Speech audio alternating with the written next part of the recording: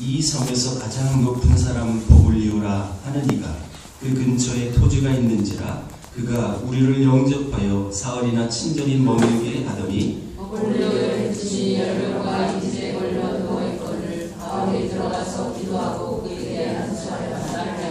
이러므로 섬 가운데 다른 병든 사람들이 와서 고침을 받고 그 언니로 우리를 대접하고 떠날 때에 우리 쓸 것을 내 실었더라. 아멘.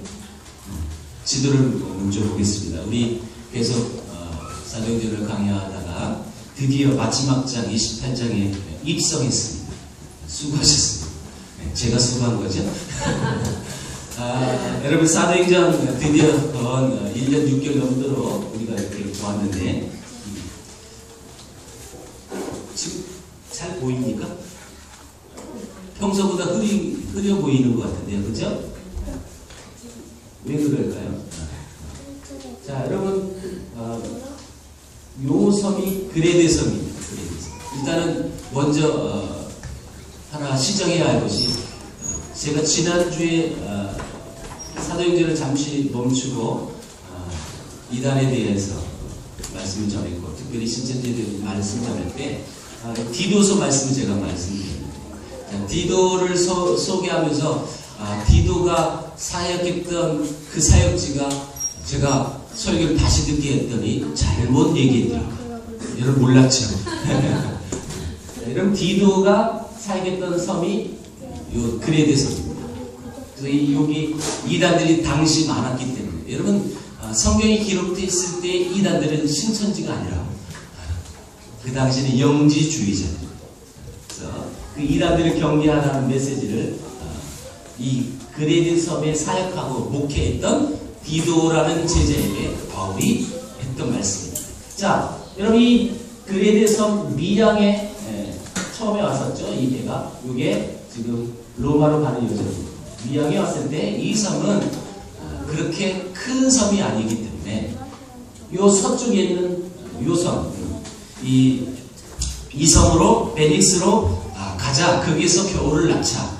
거기서 겨울을 낳고 그 다음에 이제 안전할 때 다시 배를 타고 로마로 가자. 이렇게 결론 내렸을 때 바울은 반대했어요. 그러지 말자.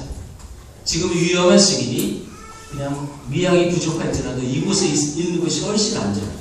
그러나 이 백부장의 결정은 바울의 의견보다는 선주와 선장의 의견을 더 믿고 그렇게 출항을 하게 됩니다. 근데 여러분 성경에 뭐라고 기록됐어요? 때마침 바람이 불어주는 거예요. 거봐, 우리 말에 맞잖아.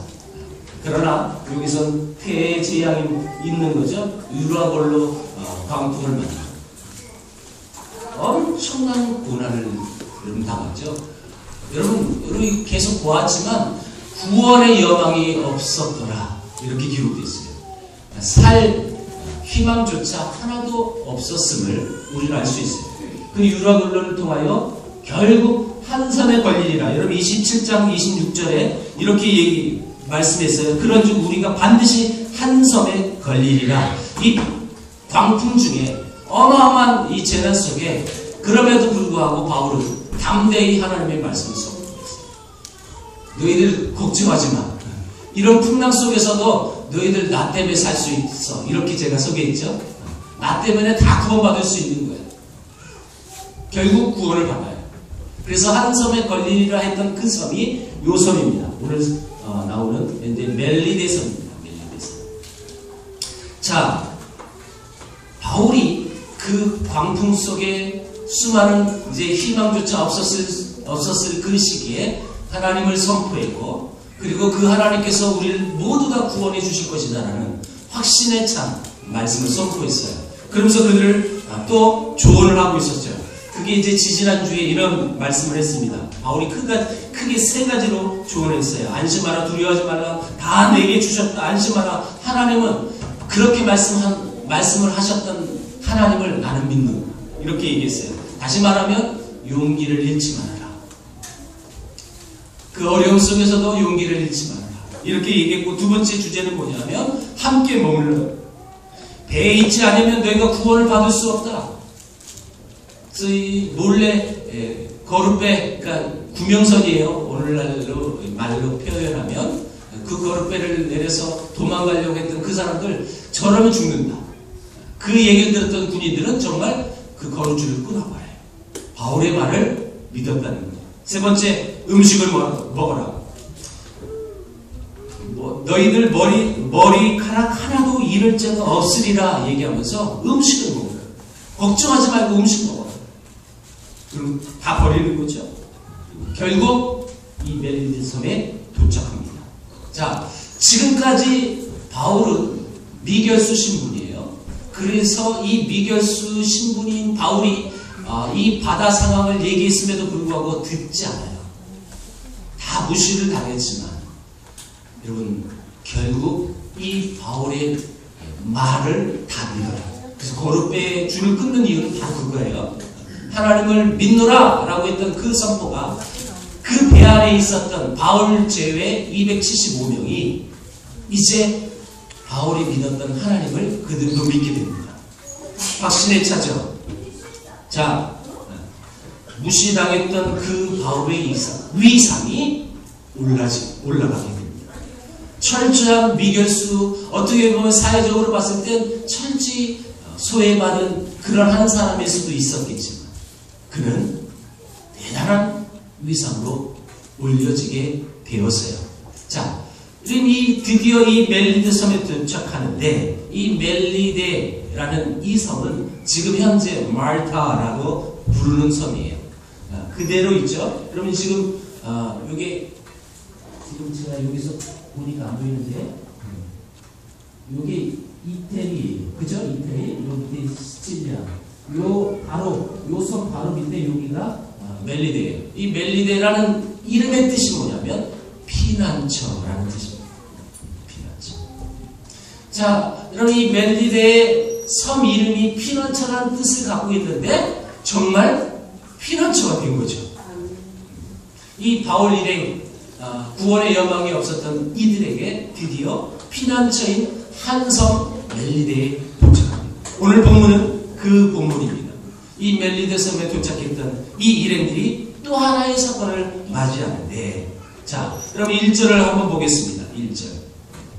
우리가 구조된 후에 구조된, 그러면 지금 개역 개정판은 구조라고 기록됐고 개역 한글 그 이전 판은 구원이라고 적혀 있습니다.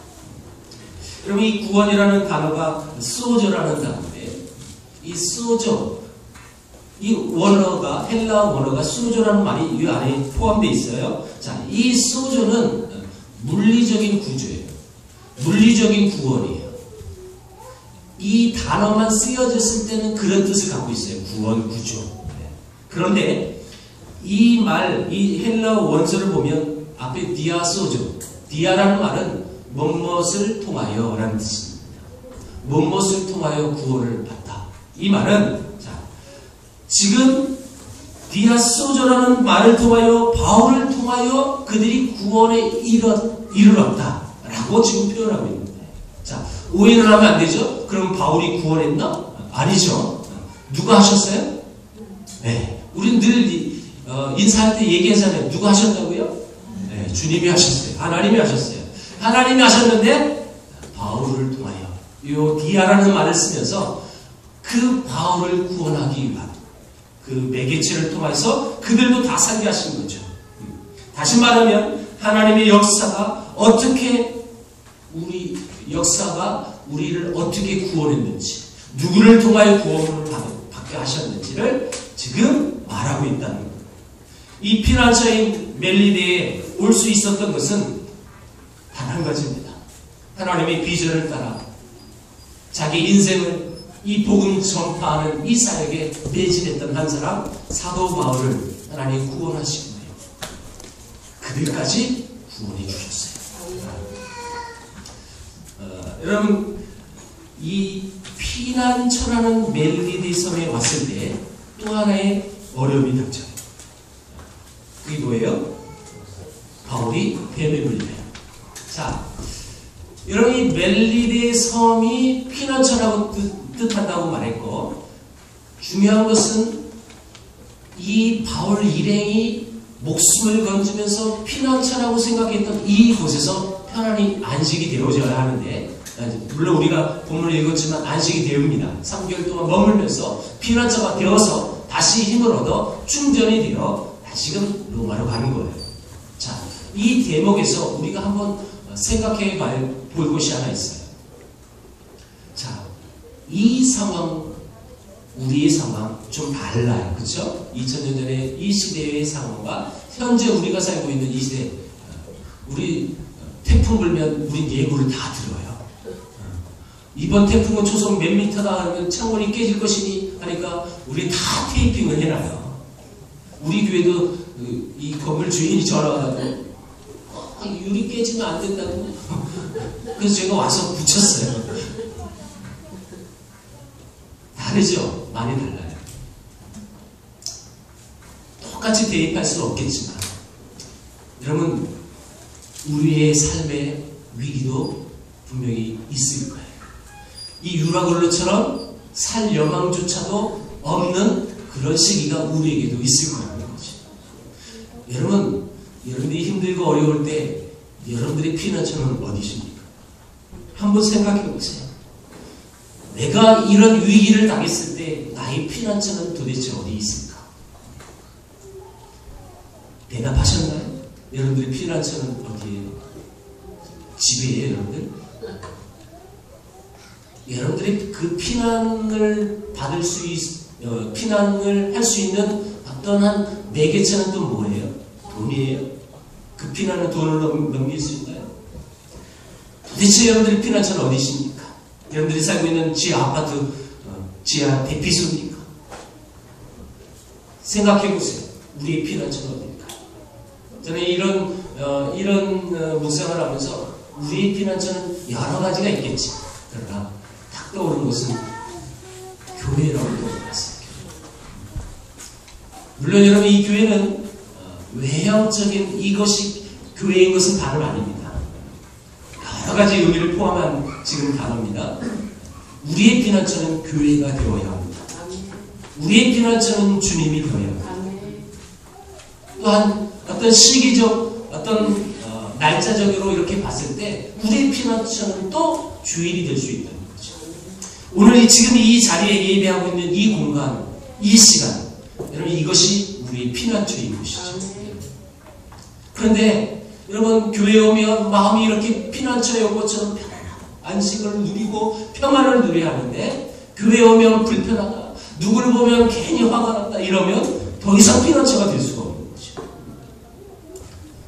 늘 제가 이 단에서 말씀드려요. 우리 교회는 그렇게 할 사람이 없어요. 할 수도 없어요. 저 사람 시험 받고 교회 나가면 어떻게 가뜩이나 하겠죠, 교회 적응을. 지금은 문제가 없어요. 제가 앞으로 될 일들을 지금 계속 예비하면서 말씀을 드립니다. 성도가 많으면 많을수록 내 마음에 들지 않는 사람은 더 많아지는 거예요. 식구가 많으면 많을수록 바람잘 날이 없어요. 그 말처럼 이 교회의 공동체가 서로 하나님을 섬기며 하나님 앞에 예배하지만 내 마음에 들지 않는 사람이 많아요. 저는 우리 교회는 너무너무 귀하고 정말 아름답게 하나님의 말씀도 듣고 섬기는 교회라고 제가 자부하는데, 어디 가서 제가 자신있게 얘기를 하거든요. 여러분, 그렇게 삼아주셔야 돼요. 그런데 여러분, 많은 다른 공동체를 한번 보세요. 특별히 선교지는요, 이 싸움이 굉장히 힘들어요. 우리 김상기 간사가 여기 지금 예배하러 나왔는데, 잠시 필리핀에 있다가 한국에 왔어요. 여러분, 필리핀에 사신 분들은 이 싸움이 굉장히 심해요. 관리가 너무너무 힘들어요. 그래서 낭만하고 힘들어하는 지체들을 저는 많이 봐요. 제가 전에도 얘기했는데, 키르기스탄 갔을 때 한 여자 선교사님이 저 식사 대접하면서 울었다 얘기해 줬죠. 그분이 힘들게 다른 게 아니에요. 현지인이 힘들게 하는 게 아니에요. 그 나라 기후가 그 나라 음식이 힘들게 하는 게 아니에요. 함께 하나님의 비전을 품고 이 땅에 와 동료 선교사가 그렇게 힘들다. 난 그분 때문에 너무 힘들어. 일종으로 믿는 크리스찬들의 피난처가 다 있는데 특별히 우리 크리스찬들의 피난처는 교회입니다.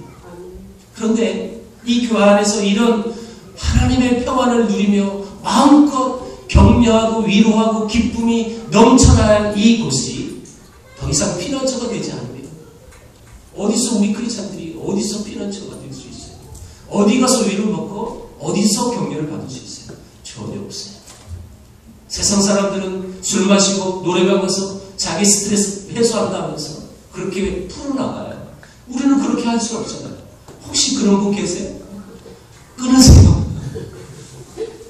거기서 위로받고 거기서 여러분 격려받지 마시고 교회 와서 주님 앞에 격려받으십시오. 이게 피난처입니다. 주님이 원하는 우리의 피난처. 이게 아름다운 교회 공동체라는 거예요. 여러분 이렇게 휴식되고 회복되고 충전이 되어져서 하나님의 비전 그렇게 바울도 가고 싶어 했고 하나님이 뜻했던 로마로 가게 된다는 거예요. 이게 오늘 본문 속에서 나오는 거죠. 자, 여러분 2절 보세요. 비가 오고 날이 참에 비가 오고 날이 참에 여러분 지금 할 말이 그렇게 없어서 이런 말을 썼을까요? 아니에요. 이 말은 드디어 이제 겨울이 시작됐다라는 뜻이에요. 겨울이 시작됐으니 더 이상 항해할 수 없다. 이런 의미예요. 자, 이제 멜리데 섬에 어찌됐든 겨울을 낳고 그 다음에 로마로 들어가야 하는데 그때 원주민들이 우리에게 특별한 동정을 하여 불을 피워 우리를 다 영접하더라. 분명히 이제 널판지 붙들고 이렇게 해서 헤엄쳐서 섬에 왔으니까 다 물이 젖었을 거고 날씨는 추워가고 그러니까 이 원주민들이 불을 피워줬다는 거예요. 영접해줬다는 거죠. 특별히 원주민이라는 이 단어가 여러분 성경에는 바르바로이라고 적혀있어요. 바르바로이. 이게 여러분 로마서를 썼을 때 바울이 내가 헬라인이나 야만이나 지혜 있는 자나 어리석은 자에게 다 빚진 자다 라고 했을 때 야만인 요 야만이라는 단어가 이 바르바로이예요. 요 단어가 지금 우리 영어로 바바리안스 야만인이라는 뜻입니다. 자, 여러분 당시 여기는 이제 역사를 봤더니 그 옛날 이제 점령이 돼서 토속인들이 살았어요. 토인들이 살았어요.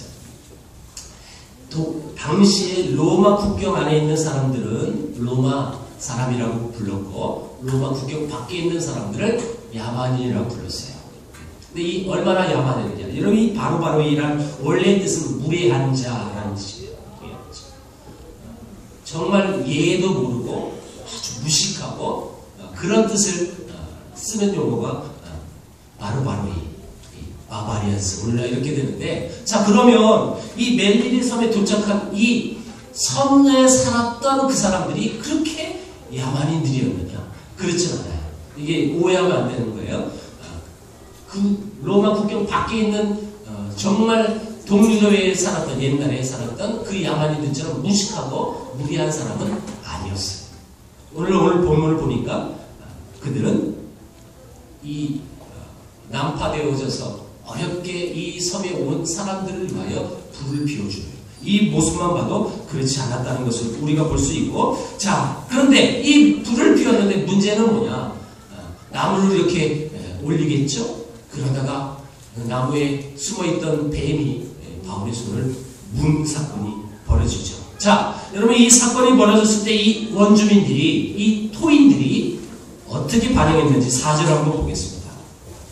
원주민들이 이 짐승이 그 손에 매달려 있음을 보고 서로 말하되 진실로 이 사람은 살인한 자다. 바다에서는 구조를 받았으나 공의가 그를 살지 못하게 함이로다 하더니 자, 이 토인들이 원주민들이 이 뱀에 물린 바울을 뭐라고 불렀어요? 살인한 자다. 네가 어떻게든지 바다에서 구조를 받았지만 너 정말 네가 죄 지은 사람이구나. 네가 살인한 사람이구나. 그러니까 네가 바다에서 건짐을 받았지만 넌 뱀에 물려 그 독소에 물려 죽을 거다.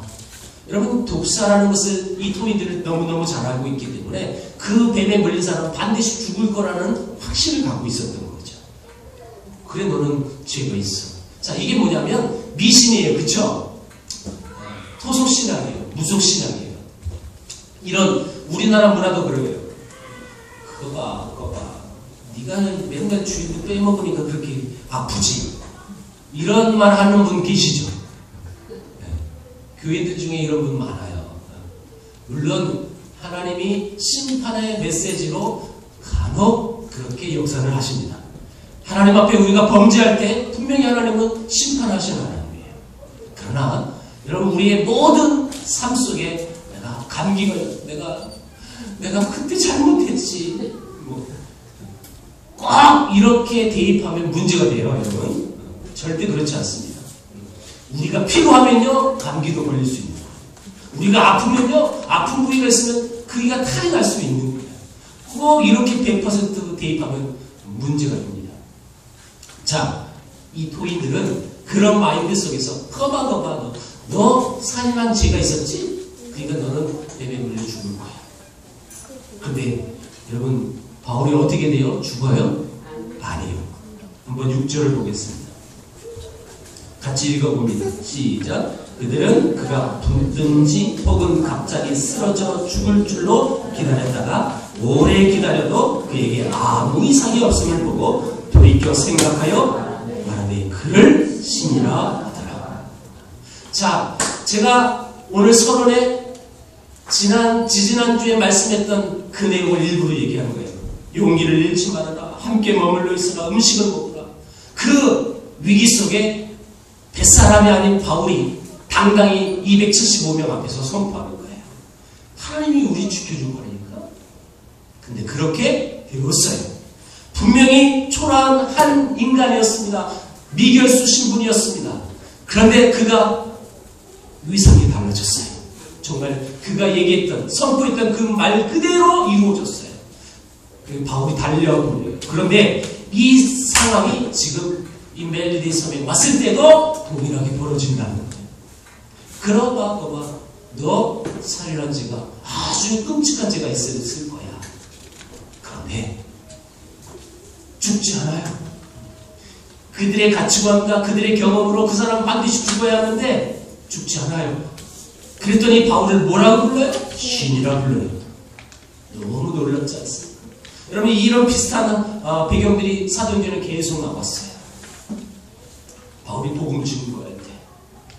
허미가 스스라고 불러, 제우스라고 부르는 거예요. 이를테면 이렇게 신이라고 불렀어요. 그 정도예요. 어떻게 보면 참 불쌍하고 그리고 안타까운 인물입니다. 저번에 말씀드렸죠? 사도 바울은 그렇게 별로 이 외모적으로 안 생기신 분이라고. 머리도 빠지고 그렇게 건강치 않고 노년의 한 선교사예요. 결박되어 있는 이 안타까운 한 사람이 그 아그리빠 왕 베스도 이 총독 앞에서 당당히 그들 앞에서 하나님의 말씀을 선포했듯이 비슷한 상황들이 계속 반복되어진다는 것을 우리는 발견합니다. 이게 하나님이 선택하여 그리고 그 선택된 그 백성이 하나님의 비전을 붙들고 어떤 고난과 역경 속에서도 그 하나님을 놓지 않고 사는 한 사람의 아름다운 모습이라는 거죠. 네. 보세요. 신이라 여겼어요. 그리고 그 다음에 기적의 역사가 계속 일어납니다. 7절부터. 이 섬의 가장 높은 사람 보블리오라 하느니가 그 근처에 토지가 있는지라 그가 우리를 영접하여 사흘이나 친절히 머물게 하더니 보블리오의 부친이 열병과 이질에 걸려 누워있거늘 바울이 들어가서 기도하고 그에게 안수하여 낫게 하매. 자, 여러분 보블리오라는 이 멜리데 섬에 이를테면 주장격인 사람이 그들을 초청하여 음식을 주는 거죠.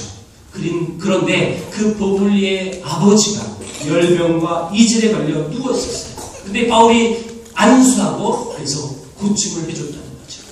기적입니다. 자, 여러분 보세요. 하나님이 이 아름다운 역사, 이 병고침의 역사, 기적의 역사가 우리 성경에 굉장히 많이 나옵니다. 그런데 이 기적의 역사가 단독으로 그 기적의 목적으로 둬서 성경에 기록된 적은 한 번도 없습니다. 기적을 위한, 병고침을 위한 그 목적을 두지 않았어요. 반드시 따라오는 게 하나 있어요. 그게 복음 전파입니다. 예수님이 그리하셨어요. 병고침 환자들이 많았습니다. 죽은 자도 살리네요. 그 목적이 뭐냐는 거예요. 단순히 그 사람을 고치기 위함이 아니라 목적이 하나 있는 거예요. 이걸 통하여 복음이 전파되어지다. 항상 이 병행되어지는 이 모습을 우리는 봐야 합니다. 그리고 구원의 역사가 일어나는 모습이 반드시 있었다는 거예요. 여러분, 이 기적의 역사가 그 대목인 거예요. 이 보블리오라는 이 주장의 부침을 고치면서 복음이 선포되어지고 그 멜리데 사람들이 이제 아름다운 하나님의 복음을 믿고 크리스찬이 되어지는 과정들이라는 거예요. 이런 구절을 한번 보세요. 이러므로 섬 가운데 다른 병든 사람들이 와서 고침을 받고, 그럼 이 고침, 고쳐졌다, 이런 이 헬라어 단어가 네라피저인데, 이 단어는 단순히 육만 고쳐지는 그때 쓰는 용어가 아니에요. 이 용어는 영과 육이 함께 회복될 때 쓰이는 용어예요. 다시 말하면 이 멜리데 사람들이 이 병고침을 받고 그것을 그치지 않았다는 거예요. 그들의 영이 하나님 앞에 살아난다는 거죠. 이게 그 수많은 역경 속에서 멜리데 섬까지 하나님이 걸리게 하셨고, 그리고 그 섬에 와서 하나님이 그 다음에 역사하셨던 그 일들이 뭐냐면 그들의 영혼을 살리려고 했던 거라는 것을 우리는 발견한다는 것입니다. 더 놀라운 것은 이 보블리오라는 사람은 전승에 의하면, 성경에 나오지 않습니다. 전승에 의하면 이분은 멜리데의 최초의 감독이 되는 사람이에요. 그리고 그 복음 때문에 보블리오는 순교까지 합니다. 다시 말하면 수 없는 나를 이 바다에서 구원의 여망이 없어 죽어갔던 그 배가 드디어 멜리데 섬에 걸리고 바울이라는 하나님의 사자를 통하여 그들이 전능하신 하나님을 알게 했고, 그리고 그 섬 전체가 하나님을 알게 했다는 거죠. 이게 이 멜리데 섬에 온 이 피난처에 도착한 바울을 통하여 역사하신 하나님의 역사라는 것입니다. 자, 여러분, 말씀을 정리하겠습니다. 유독 이 로마로 가는 이 과정을 누가는 너무너무 상세하게 기록합니다. 너무 아주 디테일하게 아주 묘사를 잘해봐요. 그가 의사였고 그가 역사가 있기 때문에 아주 세세하게 잘 기록을 했어요. 자, 의미가 있다는 거죠. 멜리데라는 이름을 갖고 있는, 피난처라는 뜻을 갖고 있는 이 섬에 도착하고 그들이 이제 재충전합니다. 하나님으로부터 위로를 받고 격려를 받고 사람을 통하여 또 위로를 받고, 그들이 떠날 때 많은 쓸 것을 또 배치고 주는 거예요. 재충전이 되어지는 거예요. 이게 피난처가 주는 역할이고, 저는 이 피난처라는 말을 떠오르면서 이런 생각을 해봤어요. 우리 교회가, 세계를 품은 교회가 정말 힘들고 또 삶에 지쳐 하나님을 포기하고 싶어하는 그 수많은 사람들이 그런 아름다운 피난처가 되기를 원합니다. 뿐만 아니라 이 교회의 구성원인 여러분 한 사람 한 사람들, 그래서 뿐만 아니라 삶의 여정 속에서 피난처의 역할을 해주는 사람이 되었으면 좋겠다 라는 마음을 가졌습니다. 그렇습니다. 우리가 피난처가 온전한 피난처가 될 수는 없지만 내 안에 계신 하나님 때문에 그 피난처의 역할을 해줍니다.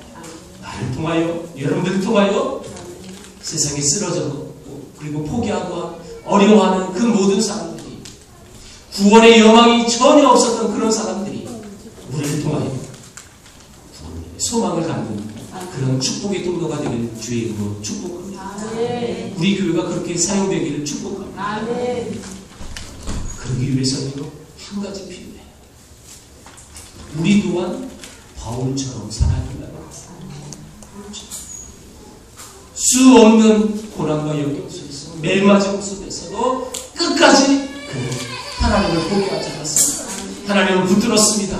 그가 고백했던 것처럼 나는 하나님을 믿노라. 아멘. 그렇게 선포했던 것처럼 그 삶이 그대로 살아갔습니다. 저는 이걸 복음이 실제가 됐다고 말하는 것입니다. 아멘. 정말 그 복음이 그냥 지식으로 아는 것이 아니라 삶으로 이루어졌다는 것입니다. 이 복음이 실제가 되는 사람을 통하여 하나님은 분명히 이 피난처의 역할을 감당해 주실 것입니다. 아멘. 저와 여러분이 이 아름다운 하나님의 사명을 붙들고 나가는 귀한 통로가 되길 주의 이름으로 축원합니다. 기도하겠습니다.